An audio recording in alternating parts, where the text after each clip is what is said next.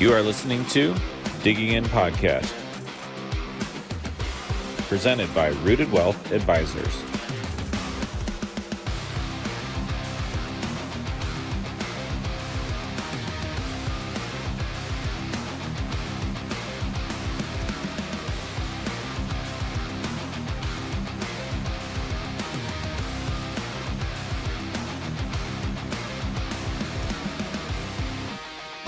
Welcome back to another episode of the Digging In Podcast. I'm your host, Kincho Kelly, helping you get those questions answered to and through retirement and backed by overwhelming popular demand. The man, the myth, the founder of Rooted Wealth Advisors, Mr. Zach Gray. Not true. Just needed someone. But I'm excited to be here and chat it up. Way to start out the podcast with a disclosure that are you just telling everybody I just lied? No, it probably is some sort of demand. But let's jump in, man. Can't wait to see what topics you got for us to chat about today. We got a lot of topics to cover, but being season 2, we got to cover what you did this summer. You did quite the physical feat this summer. You climbed not only a metaphorical mountain, but an actual physical mountain. Actual mountain, yeah. Should have done a lot more training for that. But we did conquer that challenge. It was great. It was 29,029. In essence, climbing the same feat as Mount Everest and doing it in about a 30-hour window. So yeah, that was quite the challenge. A lot less cost, a lot less Sherpas involved, probably a lot shorter of a flight than Nepal. Yeah, it was in Idaho. Was really neat to see. I'd never been there. And I definitely underestimated it, but no doubt much easier, of course, on a multitude of levels. Just up and down the mountain, and not having to deal with altitude, of course, so on and so forth. Though, it still was fairly well up there, and that was tough on the old lungs. It's got to feel good, though, checking an item off your bucket list, climbing an actual mountain. Yeah, I don't know if that was on the bucket list. Well, now you got to add it just so you can cross it off. Yeah, exactly. That's the way I roll. But no, it was good. It was good to have a little bit of a challenge. I think that business and, client service and just, team and culture and all of that is a challenge. It's kind of the adult sport. Mm-hmm. But I don't know that I had a physical challenge in quite some time. Decent shape and so on. But had never really set my mind to do something since college, back in my football days. So it was good. And to check it off and get it accomplished was even better. That's a little different than an outside linebacker trying to take a crash course towards your quarterback. Yeah. And actually, I don't know which was tougher, though. As I think back on it, 20 plus years ago is a little bit more in the rear view. So I think maybe youth would have helped me out a little bit. But hey, did get out there, did get it done. Got the red hat, check the box. We're good to go. There you go. Well, speaking of mountains, there is a mountain, at least that's the way it feels right now for a lot of people financially. There was an article, front page of the local paper not that long ago, entitled Illinoisans Pay More for Household Bills. And it was a report from Doxo, and it revealed that the average U.S. household spends $24,557 annually on the most essential household bills, which is 35% of the U.S. median income of $70,784, which is roughly $2,050 a month. But Illinois residents pay $900 more a year than the national average. I'm guessing that comes from the elephant in the room of inflation. Inflation, yeah. That's we haven't heard anything about this in the last couple of years. So it's a fresh topic. No one's ever heard of such a thing. And inflation's wild. In the state of Illinois, there's a lot of topic of tax being one of them. A fairly high state income tax. That's issue one. What doesn't maybe get talked a little bit about is, to your point, the cost of living. And starting to take a look at that from a utility perspective, and that just becomes a laundry list of other items, even down to if you compare groceries here versus a national average. From a few reports that I took a quick gander at, we're outpacing that by 1% or 2% as well. And by the way, annual 22 to 23, as long as I caught the report correctly, was about a 13.5% increase when it comes to the grocery bill. I guess across the entire nation. So, I pick on groceries because that's something that's pretty easy, right? I mean, everyone is out there grabbing food off the shelf and needing to eat. But boy, it hits home really hard when you not only look at all this national inflation chatter. And by the way, we just got a report as we're recording this. There was one that just came out literally yesterday, day before. And this is a fairly, I guess, redundant theme that we've been hearing is that, number one, spending's up, but spending's up a little bit, frankly, due to an inflationary concern. And now those things have been tamed back down to some extent, but we're still hovering just shy of 4%, which once again is a little bit more than what we were expecting. So literally Wednesday of the week of which we are recording this podcast, we're in a position where, once again, we get that inflationary data. It was at about a 3.7% number. And once again, that's a little higher than what we're shooting for. We know that we're shooting for 2%, trying to land the plane there. My question ends up being is it actually even representative of a true 3.7%? And then once again, back to the question about the state of Illinois, this is a topic that we could carry to even other states that we serve, right? Out being in an office just outside Nashville, another in Denver Tech Center, and maybe we'll get to that in a moment. But yeah, if we're already in a position where you're hearing these wild numbers of whether it's energy, which by the way was up month over month here, that was a part of that report. That's primarily what drove that 3.7 number. Then back to my little grocery comment and how the fact that Illinois happens to be outpacing this whopping 13+% increase year over year when it comes to your grocery bill for the fam. It's just tough. It's tough to swallow. It's a lot, and it feels like inflation's hitting from every sector, and it's like on the day to day. Not that long ago, just over a year ago, when we moved into our house, we're painting, we're trying to fix it up, and then along comes this bill from the energy company, and wouldn't you know it, your monthly minimum's going up.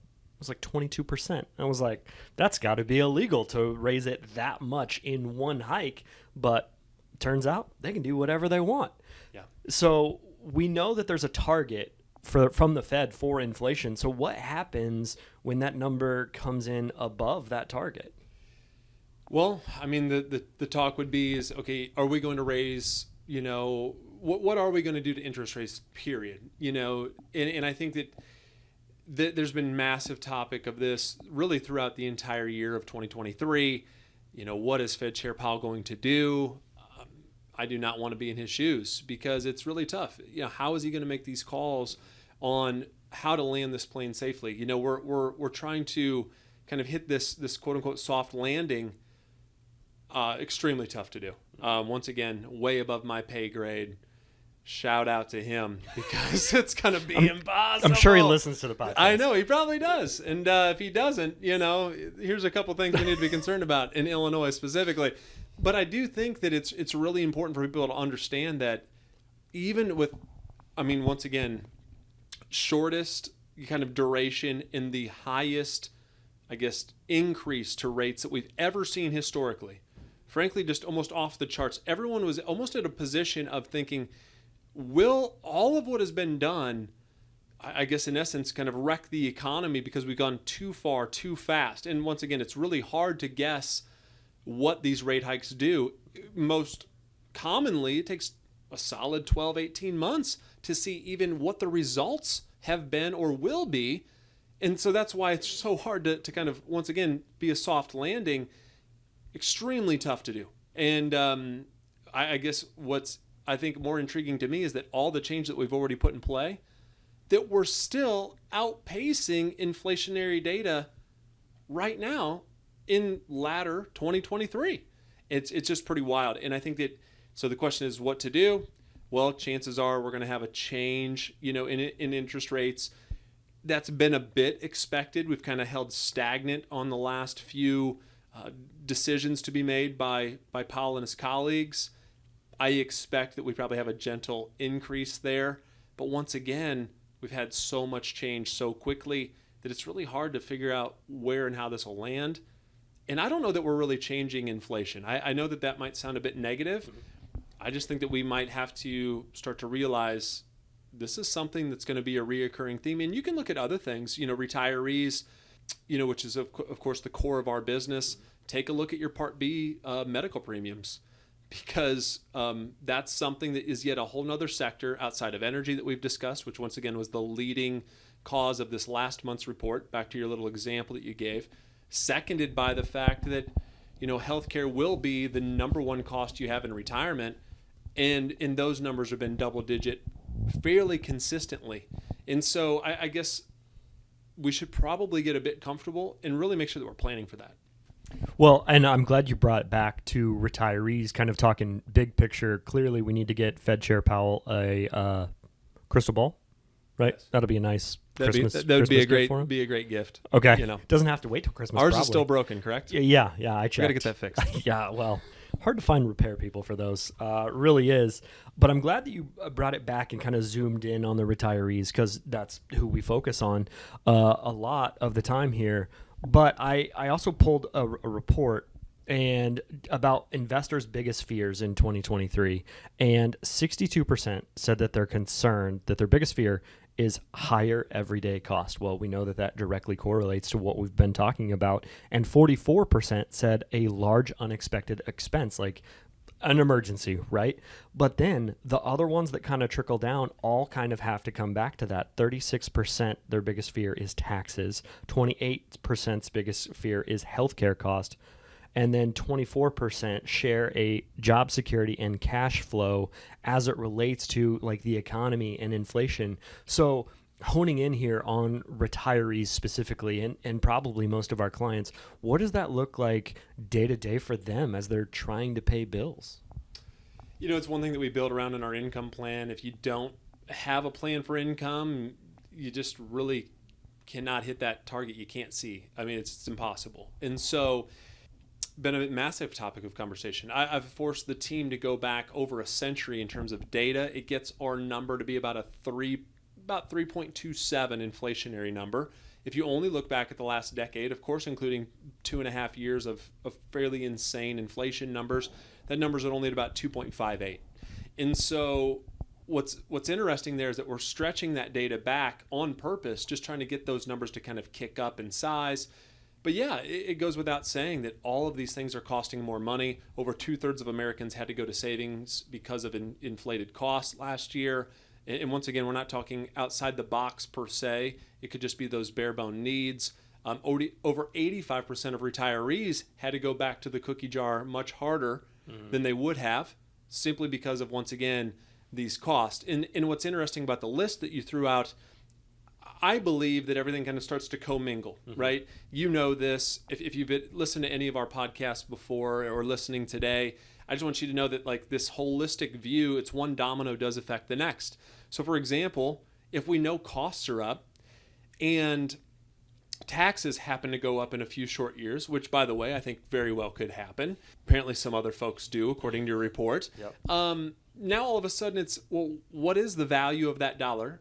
Like cash in my pocket to go spend, that becomes a question. And wait a minute, if there's less of that ends up in my pocket, but on the flip side of the coin, my costs are substantially higher, well, that's not a good combination, right? I mean, more cost, less in my pocket to spend. Yeah, we've seen some rebound to some extent, not probably still yet digging out of the entire hole. Certain sectors of the market still suffering a fair amount from what we've had to do in terms of changes, which kind of cycles all the way back to interest rates and things we've been discussing. But yeah, this all commingles. Healthcare cost, it is the number one expense. It does continue to climb, and frankly, has been outpacing the day-to-day costs that be more typical for years now. So if you start to kind of package all this up in terms of, well, yes, cash flow or income due to my expenses, seconded by the fact of, wait a minute, what do I have after Uncle Sam takes his cut of my taxes? And how does this look with other things that might be a part of my equation of healthcare, et cetera? You mentioned cash flows. I think that when I hear that, I just think of income. How am I going to pay the bills? What's the cash flow coming in? Yep. What's the cash flow coming out? So massive concern, and I think it does bring you right back to the fact of, our process, and I think nearly every retiree headspace should drift towards peace of mind, having a plan that's more than just performance. Performance is extremely important. Fees, extremely important. However, you just need to make sure that we're addressing, are we going to be okay? Are we going to make sure that we can live our lives on our terms? That's probably the biggest question that we get. I mean, as you know, you've worked several events for us. We do a lot of workshops around the country. The number one question, the concern, it's, am I going to have enough money? Will I run out? I mean, it might be written slightly different, but it's very typical to have the same little response written in there. And all that feels very heavy, like very, oh crap.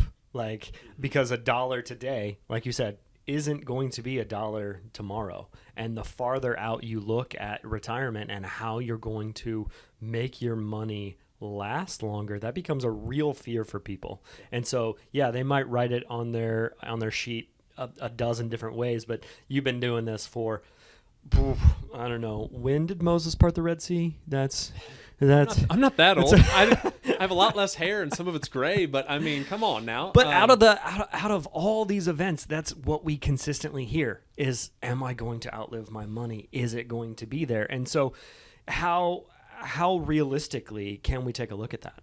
Well, I think that you need to look at it under fairly conservative circumstances. So many Monte Carlos, and for those of you that might not know what that is, it's just taking some projections and ultimately seeing, okay, if my money grows at this or inflation's that, COLAs would be such and such. Let's package that together and then let's see, do we have enough? Are we going to be okay? They can't take into consideration, when are we going to die? When's our spouse going to die? You know, I mean, obviously that affects many cash flows, pensions, definitely Social Security for a household. So all of those things are extremely important. But even back to my comment about a 13.5%, say, grocery number, which, all joking aside, I feel it, right? When we go to the grocery store, that's just a very poor experience for me, right? Not only do I have 4 kids that are running crazy, we're trying to package them in the carts with the food. It's just wild. But when we get up there, I feel like, you know, we must, like someone else's groceries must have commingled with ours. We must be paying for someone else because it's $300, $400, maybe $500, and it's just a typical week. There's nothing on the conveyor belt that's out of the ordinary. And so when you start to see that number, think about that. You obviously have to outpace that with performance. Mm-hmm. Oh, and by the way, what about taxes? So what if my performance minus the amount of I've actually got to turn around and give to Uncle Sam? What does that give me on a true net number? Mm-hmm. I'm picking on maybe one particular sector. We could get into energy. We could get into housing. I mean, we could pick and choose where we want this conversation to go. But as a whole, no wonder it's a part of someone's concern. And it just is something that can once again stem on further and further. Baby boomers are getting to a point of retirement. Less of them working, over what, 10,000 a day are retiring. So, I mean, you start to question all these things, who is funding Social Security? How do these things feel? I just want to make sure that people once again realize, really strong 4 to 5 components here. It's income. That income many times is going to come from your investments. So making sure that you understand that very well. It's back to the mountain analogy in a different way. Accumulation, it can be really rocky on the way up. No big deal. You're young. You got time. I'm not going to use that money yet. Now on the way back down, it needs to be a lot less rocky. We don't want to be off the steep cliff and then all of a sudden our money falls at a substantial rate. But you get past income. You get past investments. Think long and hard about taxes. And we touched on that just briefly. Mm-hmm. And then for us, legacy really kind of ties together healthcare and legacy planning. And for us, that's a little bit more of just leaving money behind. It's making sure you live life on your own terms and that you don't have these worries or you don't have to change your lifestyle. But absolutely, no doubt, needs to be a massive part of someone's planning process today is to make sure that they are in a really good spot. And once again, all of those dominoes, they affect each other as well as too. Almost like you need a professional to take a look at your whole situation and really put together a plan. Like a roadmap. Almost like a roadmap for you to navigate all these situations that come up. I know some folks. That's right. We know some folks. They probably work for Rooted Wealth Advisors would be my guess. That's a great company. They're my favorite, I think.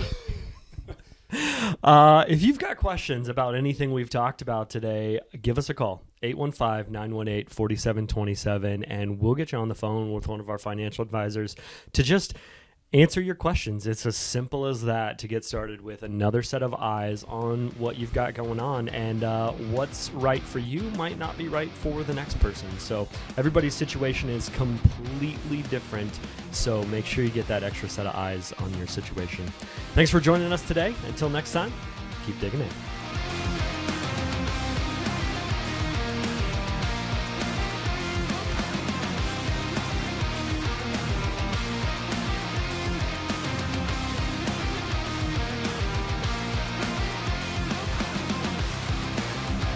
This was Digging In Podcast, presented by Rooted Wealth Advisors.